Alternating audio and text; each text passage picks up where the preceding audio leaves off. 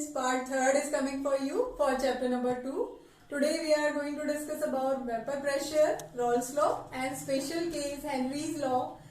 Raoult's law is the special case of Henry's law. These topic and ideal and non-ideal solution also we have to discuss here today in this video. So vapor pressure, what is vapor pressure? Vapor pressure is the pressure that is exerted by the volatile liquid on the surface of the solvent. There may be the two kinds of solution. Those are having vapor pressure, such as liquid in liquid solutions and solid in liquid solutions. So liquid in liquid solution, both should be volatile or one should be volatile. So here we are discussing when the both components are volatile, those vaporize and one component is more vaporizes and it is exerting pressure on the solvent's surface. So it is called as vapor pressure. So Raoult's has given about the relationship in between the vapor pressure and the mole fraction. So according to Raoult's, what is there? The partial vapor pressure of the first component is directly proportional to its mole fraction. When we remove the proportional sign, then there will be a constant that is called as P1 naught. It is called as the vapor pressure of the pure component, and this is the vapor pressure of the first component. Then when the mixture is there, x1 is a mole fraction of first component. Then for second component, P2 is directly proportional to x2, and when we remove the proportional symbol, then P2 naught will be there. So according to Dalton's law, what is there? In 11th class we have studied about the Dalton's law. Dalton's law के according क्या होता है? What is there? Total vapor pressure is directly proportional or directly equals to the sum of the partial pressure of the each component. So Pt is equals to P1 plus P2. When we putting down the equation 1 and 2 in this, then we can get P1 naught x1 plus P2 x2. Then here we can write x1 plus x2, solute and solvent as unity. So x1 can be written as 1 minus x2. Then the equation will be changed, P1 naught 1 minus x2 plus P2 naught x2. So what is Raoult's law? Raoult's law is for the volatile components. The vapor pressure exerted on the surface of the solvent. So we can have the equation from Raoult's law. When we are having two components, then the equation must be Pt equals to P1 naught plus P2 naught minus P1 naught x2. So from this we can plot the graph also. We are having two components. So here we are taking x1 is changing from 1 to 0. So according to Raoult's law, what is there? Partial pressure is directly proportional to mole fraction. So there will be a linear graph in between the mole fraction and vapor pressure of first component. This is first graph that is showing us about the first component in Raoult's law. This is second graph that is related for the second component, that mole fraction and vapor pressure are equals to each other, proportional to each other, and this is the constant that is coming afterward by removing the proportional symbol. P2 naught, P1 naught. Here we can see that P1 naught is lesser than P2 naught. Means इसमें क्या हो गया आपको? P2 is second component vapor pressure is greater than pure component vapor pressure is greater than first component's vapor pressure. These are vapor pressures. Those are creating by the volatile liquids. Then by applying Dalton's law, the graph will be linear. When we are having the graph for first and second component, this is the graph. Pt is, that is also a linear line in between vapor pressure and the mole fraction. So generally we can have these equations. If y1 and y2 are the mole fraction of first and second components, then the vapor pressure of first component will be equals to y1 pt and P2 is equals to y2 pt. For the numericals you can use these equations. So the next topic is Raoult's law as a special case of Henry law. Henry law, as we have discussed earlier, that what is Henry law? About the gaseous solution in liquids. Gases can dissolve in liquid by applying pressure. So their pressure is directly proportional to the mole fraction, and there was a constant also that is called as Kh, Henry law constant, that was different for different gases. So P is equals to Kh, x according to Henry law. P is pressure, x is mole fraction. And in Raoult's law, we are talking about the liquid-liquid solution. So in Raoult's law, what is there? Vapor pressure is equals to P1 naught x1. P1 naught x1 both are same. These are mole fraction, these are pressure. So what is difference in Raoult's law and Henry law? Only the P1 naught. This is the constant for the vapor pressure of pure component, and Kh it is Henry law constant. So this is the difference. Otherwise both are same. So we can say that the Raoult's law is the special case of Henry's law. Henry's law is vast and Raoult's law is its application. Henry law is for gases and the Raoult's law is for liquid and solid solution. Now we have to talk about solid, when solid are dissolving in the volatile liquid. Volatile liquids such as petrol, diesel, they are volatile liquids. And but when we are mixing them, such like salt, sugar in them, then what will happen? The vapor pressure decreases. We know that they are vaporizing, they are exerting pressure. But when we mix some non-volatile solute in them, non-volatile solid in them, then their vapor pressure decreases at the same temperature. So for solid in liquid, Raoult's law will be same. What will be the Raoult's law?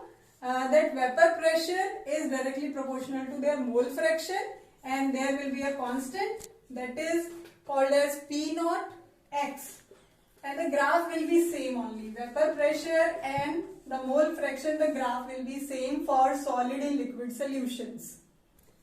Now the next topic is ideal and non-ideal solution. According to Raoult's law, we are divided the solution, liquid solution in two types: ideal solution and non-ideal solution. So ideal solution, what are ideal? Because they are behaving as ideally. Ideally according to Raoult's law means they are following Raoult's law for the entire range of concentration. Means each range of concentration, dilute or in the concentration, concentrated solution, they are following Raoult's law. And they are not having any kind of interaction in between solute and solvent. So there will be no interaction at all. Means when we are mixing iodoethane and bromoethane into each other, they are not having any interaction in between them. Their interaction must be same. Initially and finally their interaction is same. But for ideal solution, this condition also should be there. That is, delta H mixture is 0. Means there should not be any kind of change in the enthalpy of mixing. So it is 0 and the volume does not change. Volume is not going to change at all. Means change in volume will be 0. So these conditions, if followed by any kind of solute and solvent mixture, then they are known as ideal solutions. So examples are iodoethane and bromoethane, benzene and toluene, and other some examples are also there. Those are following Raoult's law. An ideal solution, they are calling as ideal solutions. Now children, non-ideal solution, just reverse of ideal solution. Non-ideal solution, generally the solutions are non-ideal only. So non-ideal solutions are not going to follow the Raoult's law for the entire range of concentration. As ideal solution was following the Raoult's law, but they are not going to follow for the entire range of concentration, and their delta H mixing should not be 0. It is not going to be 0, and there should be some change in the volume also, and the interaction is also not 0. According to the interaction, they are having two types of deviation from the Raoult's law: positive deviation and negative deviation. Now we have to discuss about the positive deviation and negative deviation. So what is positive deviation? How positively they are having the Raoult's law? Means, for example, we are taking here ethanol. Ethanol is having hydrogen bond in it. Initially, ethanol is having hydrogen bond in it. It is the solvent, component 1, and it is having more interaction in it. But when we mix acetone in it, this is acetone. When we mix acetone in it, then its hydrogen bond is going to be break. So initially it is having more interaction. After that it is having lesser interaction. So due to the lesser interaction, their vapor pressure, are going to be, vapors will be more and the vapor pressure will be more. So the graph will be not linear line, it will be some type of parabolic type of graph will be there. I will draw for you after some time. Then this is positive deviation. Positive deviation, they are having delta H mixture will be greater than 0, and there should be volume change that will be in the positive direction. Volume भी change होगा and enthalpy is also going to be change.